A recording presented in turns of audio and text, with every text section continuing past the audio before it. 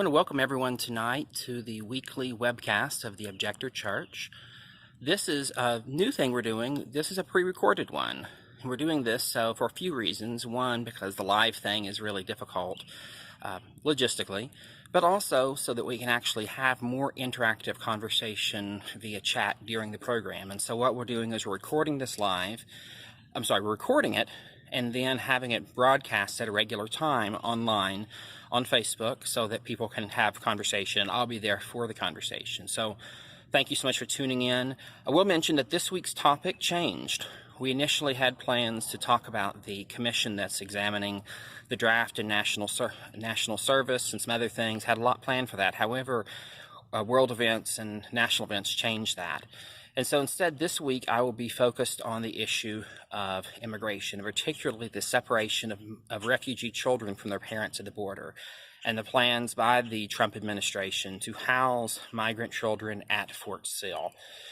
I had the privilege to get to participate in an action yesterday at outside of Fort Sill, Oklahoma, in Lawton, along with a lot of folks, both locally and nationally. It was organized by a group, and I believe it's pronounced Tesoro, for solidarity, but with a lot of local allies from the American Indian Movement, the Council of American Islamic Relations. A lot of other groups were involved in this. It was a really powerful experience, and it was a situation. My wife Becky was the one who really encouraged me and said, "We as a family need to be there. We need to take a stand." And so we came down there, brought along our son Ty, 12, almost 13 years old. And it was a really moving experience for all of us. And so I'll be sharing some video footage I shot from the event.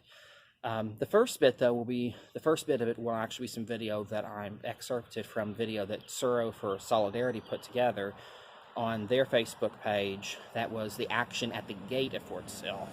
A dramatic example of civil disobedience, a bit of a showdown. Finally, they were allowed to they weren't really allowed to, but they stayed for the duration of their planned statements and the press conference before departing, but thankfully were not arrested. But the elders, these members of the Japanese American community, who themselves, often as children, were incarcerated at the U.S. concentration camps during World War II. And yes, I'm using the term very intentionally, concentration camp, because that's what they are according to international law.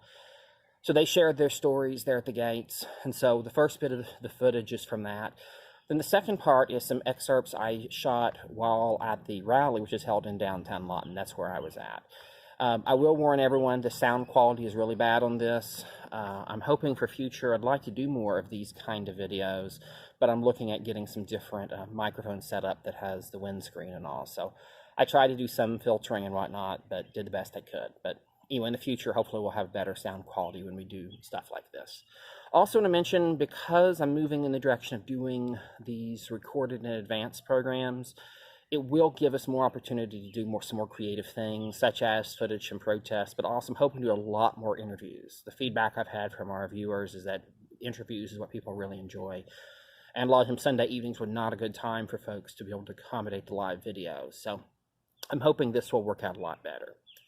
But we will continue to have on Sunday evenings a Facebook Live event, which means it's a Facebook Live watch party, where it will be released at a certain time and everyone can join in the conversation.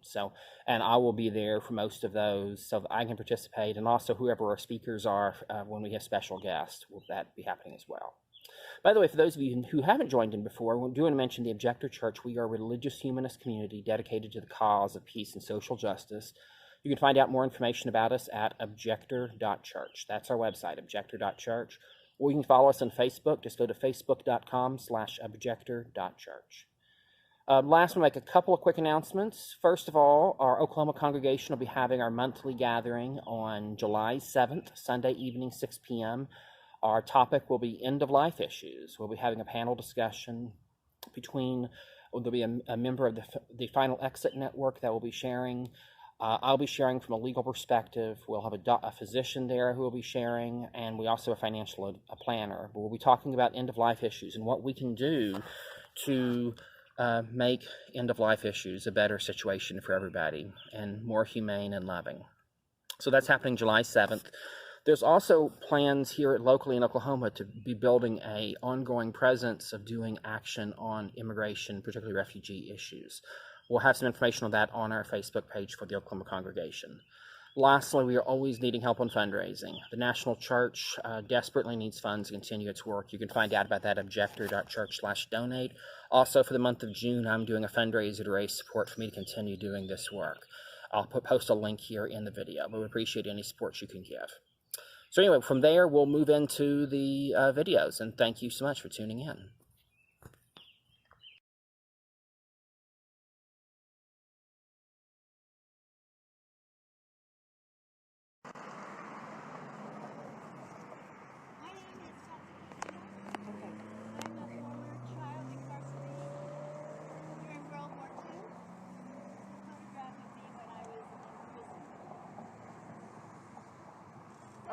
Years ago, 120,000 of us were removed from our homes and forcibly incarcerated in prison camps across the country. We're here today to protest the repetition of history. We were in American concentration camps. We were held under indefinite detention. We were without due process of law. We were charged without any evidence of being a threat to national security, that we were an unassimilable race, that we would be a threat to the economy. We hear these exact words today regarding innocent people seeking asylum in this country. And unlike 1942, when America turned their back on us while we were disappearing from our homes, our schools, our farms, and our jobs.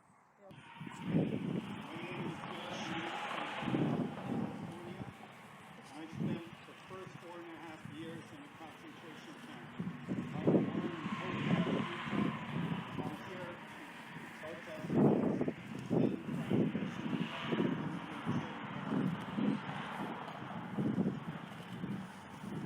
I'm Nikki Nodina Lewis, and on December 7th, 1941, in Seattle, Washington, I was celebrating my 12th birthday when the FBI interrupted my birthday party and removed my father to Lordsburg, New Mexico, a DOJ camp, and subsequently Santa Fe, New Mexico. My mother and I were incarcerated at Puyallup Fairgrounds, called Camp Harmony, and Ladies later and Newell gentlemen, you cannot protest on Fort Sill. If you want to protest, you have to go across the street to the highway, and that needs to happen right now.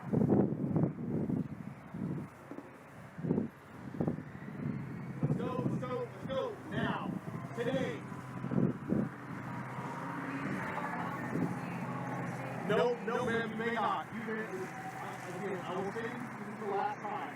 You cannot protest on Fort Sill. You need to move off the street now.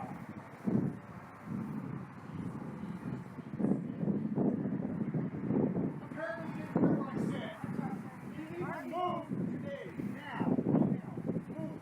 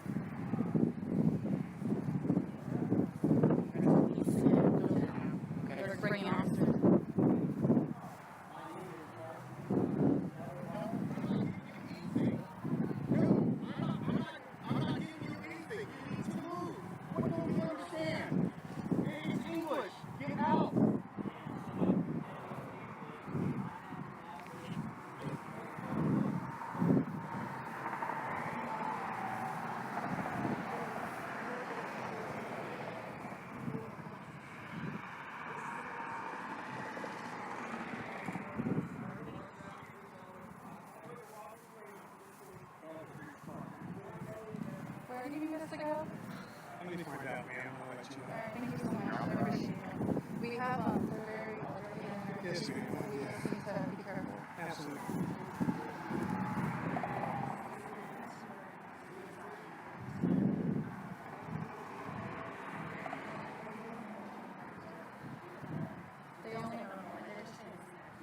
They only wanted the survivors to speak, and so they're almost done. Yeah, the last one is speaking.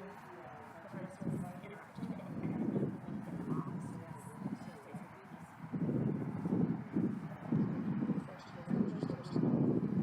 Yeah, that's the boss. So, Our hope is to leave here very soon. no, we're not going. I don't think we'll get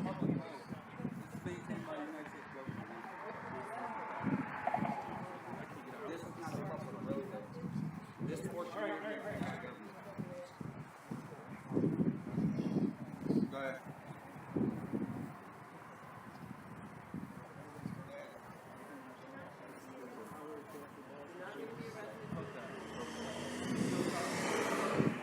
Go across. They can't harass us across the street. Go across the street. That's what I said the first time. Yeah, for sure. Yeah, everybody spoke. We're good. Right? Yeah, everybody spoke. Everybody Which spoke. was wrong. Yeah. It gets a lot. Okay, yeah, we're on. Yeah, cool. Get out. Thank you. Thank you. We pay your salaries. Yeah. Whatever, man. Get out. Children in concentration camps, but to speak out against it is against the law.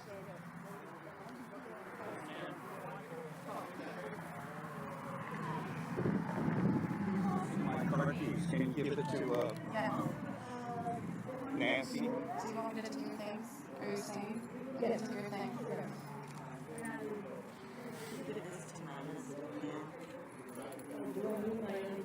Yes. Should I take my cell phone? I would not take your cell phone. Yeah, my cell phone has People understand.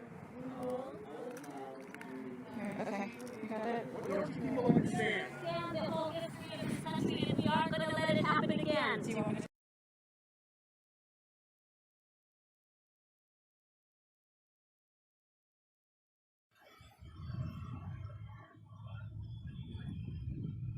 In the spirit of the healing traditions that have brought our communities together today, in memory of all of our ancestors and our peoples who have been subjected to the violence of detention and separation of families, let us now have a moment of peace and remembrance for them.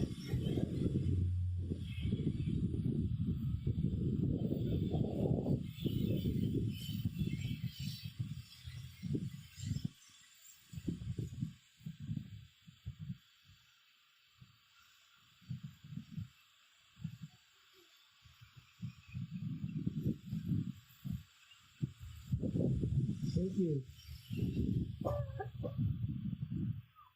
We are going to have some speakers today from frontline and historical communities affected by forced relocation, detention, and separation of families.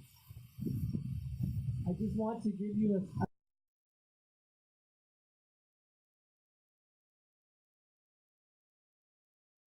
we went, and our survivors who are all, they were children incarcerated at Japanese American concentration camps during World War II. They're right here.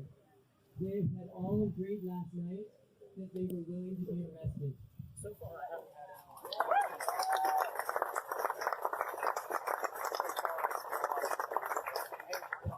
We were met by MPs who demanded that we leave, that we take our cars and leave, and that we physically remove our bodies.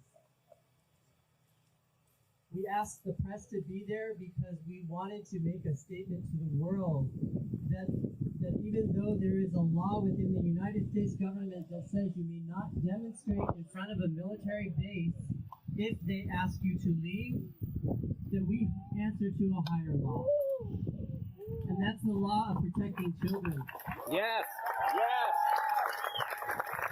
So our elders who were children in concentration camps came here from around the country today, and they made us stand there. So I'd like you to please stand up.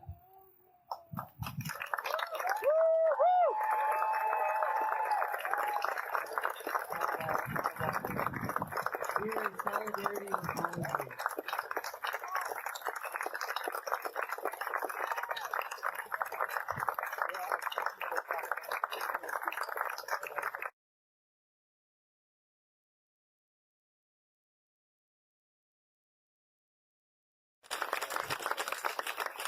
We know that there are also other survivors from other communities here. Are there any survivors from the Fort Sill boarding school that are here today with us? Because we've met some of you, and we're very moved and touched by your stories.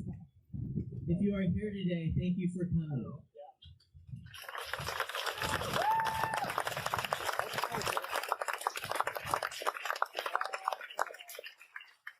So much of the history of this place is about the history of indigenous people and the war upon them, the genocidal war by the United States government.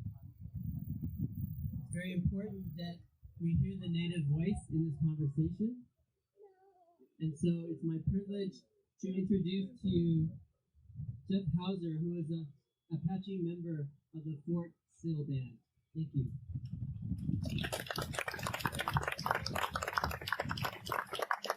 Actually, my name is Jeff Bezos. That's the Apache version. My grandmother and grandfather, Sam and Blossom Bezos, were prisoners of war on Fort Sill with Geronimo for 20 years. They were victims of the white supremacist colonial government that minimized people of color, people who were different, made them different and set them away. They were almost killed. There's a cemetery full of children on Fort Sill that are our people. Now, for nearly 20 years, I was chairman of the Fort Sill Apache Tribe Mountain Now. This is still my number one priority, is to get recognition, compensation, not compensation financially, but recognition of what the harm is done, and to stop it from happening again. My grandfather fought with Geronimo. He was born on the reservation in 1886. And when Geronimo surrendered, he was born in 1868. When Geronimo surrendered in 1886, they were put on trains and shipped to Florida, the entire tribe.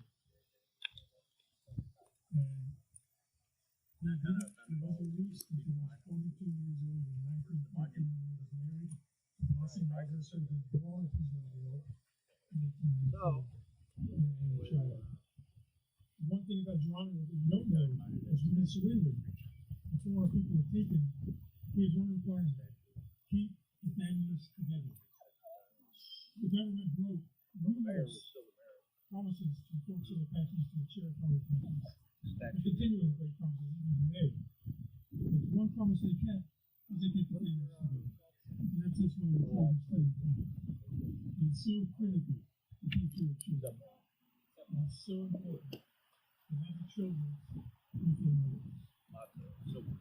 In the policy of the government, of the white supremacists colonial power that strips kids from their parents, is simply inhumane and intolerable and unconscionable. I got word for you. People of color are the dominant majority in the country, and soon will be. So we will have the power to change the laws. We will have the power to make things right. We will have the power to make things right. Thank you for giving me a chance to speak.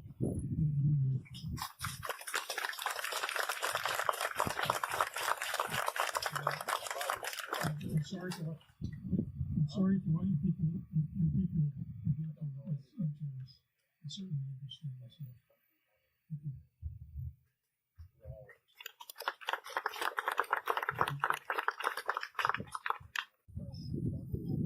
We came back for you because we know mass incarceration. We came back for you because we know family separation. We came back for you because we know deportation. Because we know barbed wire. Because we know indefinite detention. We came back for you because some say on our fight, it's not the same. But we say incarceration of innocent people is inhumane. We say mothers and children are not to blame. who have come to bear witness and to raise their collective voices in opposition to mass detention. When we see the pattern of separating families, such as during chattel slavery, and when the government forcibly removed people from tribal lands and broke them apart, then imprisoned them at Fort Sill, when indigenous children are forcibly taken from their families to boarding schools, where they attempt cultural genocide on them, or when the government rounds up community elders in the middle of the night, as they did in our community in 1942, or now in 2019, because ICE is going tomorrow night to millions of homes across this country, and they're going to break into their homes and they're going to break families apart. This is happening in the United States. What we are seeing is a systemic racist pattern of violence being enacted upon non-white communities. And when this violence is targeted at our children, and when children are put in concentration camps, taken from their families, medicated, sexually abused, denied proper health care, we unfortunately know historically what these tragic consequences are. And we know that this trauma will last for generations.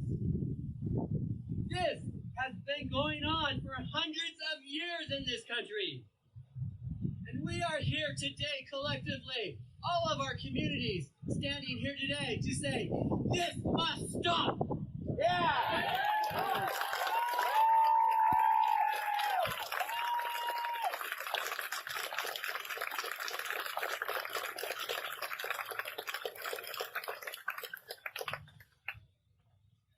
Our Japanese American elders who were children in camps came back here to raise their voices and to place their bodies on the front line, along with the currently targeted communities who are facing this every day. And we say, stop repeating history.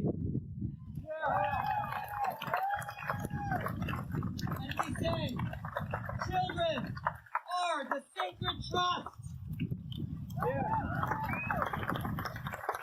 When you violate children, you have surrendered your essential humanity.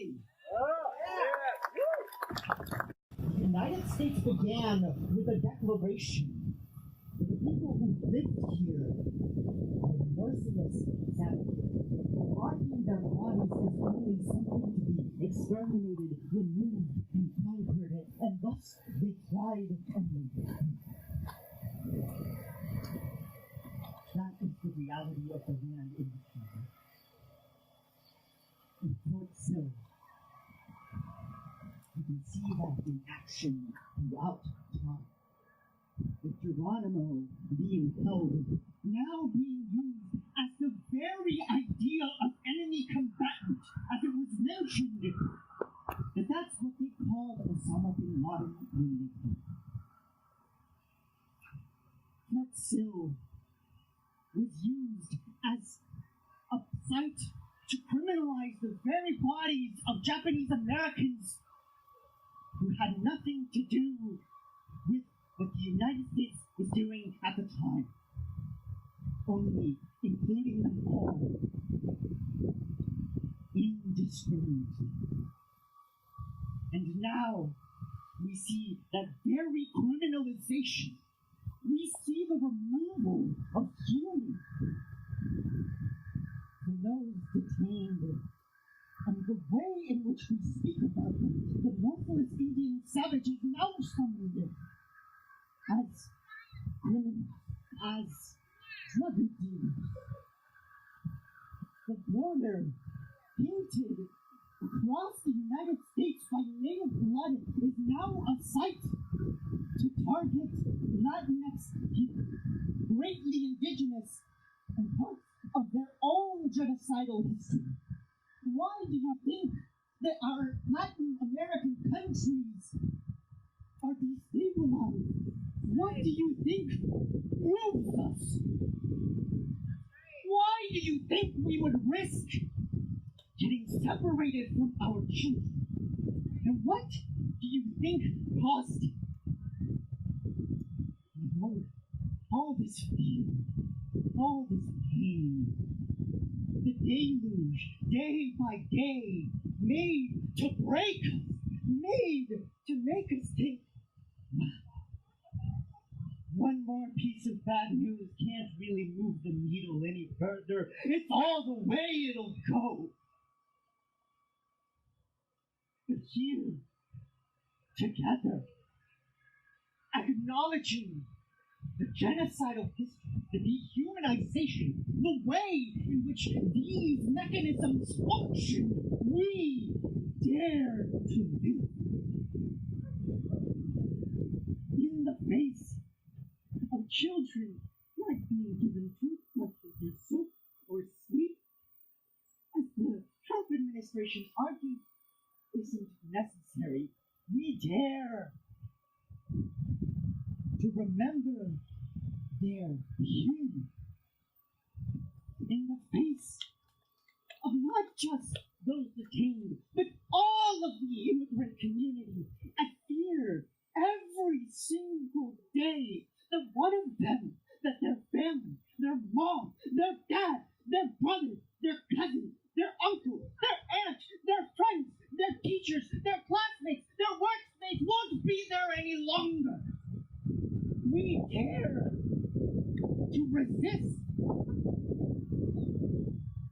in the face of being told to forget that they are human, and in the face of being told that the United States has nothing to do while they're here, so they don't really matter. When we're told to forget, this very sight functions as a way to remove individuals from the living category. We are told to forget the land we're on. We are told to forget to run. We dare to remember. We will dare to ask the paper planes to fly.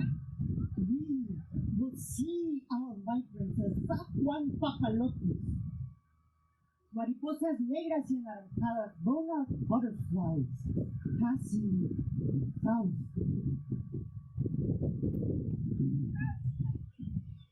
And we, in the face of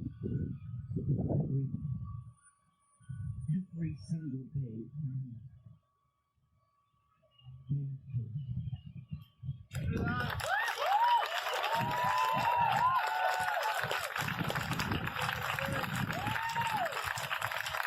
I think that I will be okay.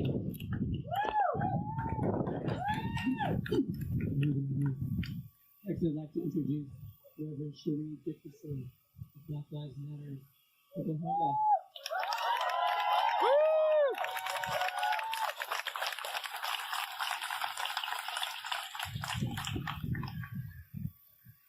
I don't quite feel worthy to be standing here today. I am very humbled by the opportunity to represent a community that understands all too well what it is to have less than we don't have. Something that I don't always share is that I was a product of the foster care system. And so I know what it's like to be separated from your family and to not know why. I was separated here in this country, and they told me, and they explained to us that it was for the greater good, for our good, and that they were protecting us. But that was just a damn lie. They didn't care. This issue is not just a social justice issue. It's not just a racial equity issue. It is also a reproductive justice issue. It is an issue because there are being crimes committed against humanity.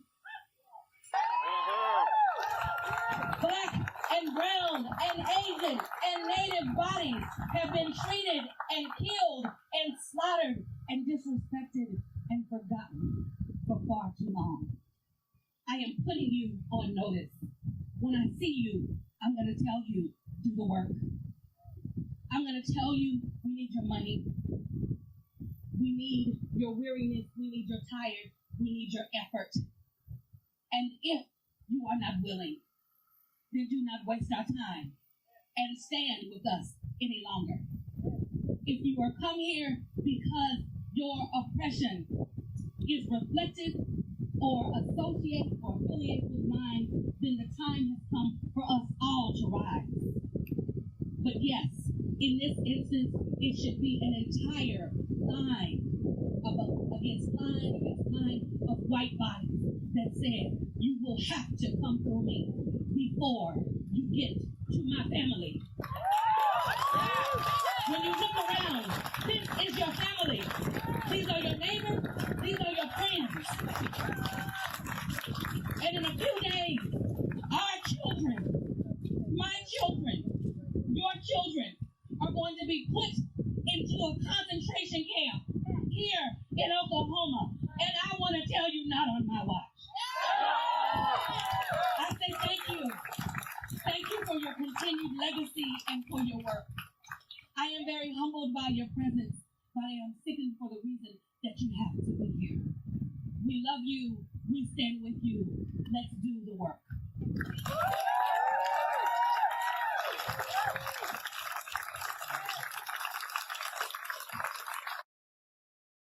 History, but we who are here today, we know that's not true. Because remember, this is the country that abused and enslaved and murdered our black brothers and sisters and family members. This is a country who tried for centuries to eradicate our Native American brothers and sisters and family and friends. This is a country who passed the Chinese Exclusion Act, who burned down communities of color because they were afraid of our success.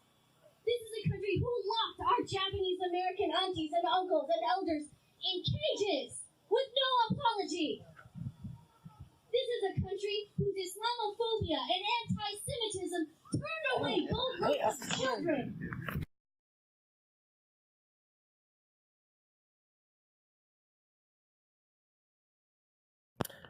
Well, thank you everyone for watching. We appreciate everyone who tunes in to our webcast. Again, you can find these on a weekly basis at Facebook, at facebook.com/objector.church. We also archive these on our website at objector.church. Also, if you have any comments, questions, ideas for future programs, you can shoot me an email at james@objector.church. Thank you again for everyone who tuned in, and we will see you next week. Bye now.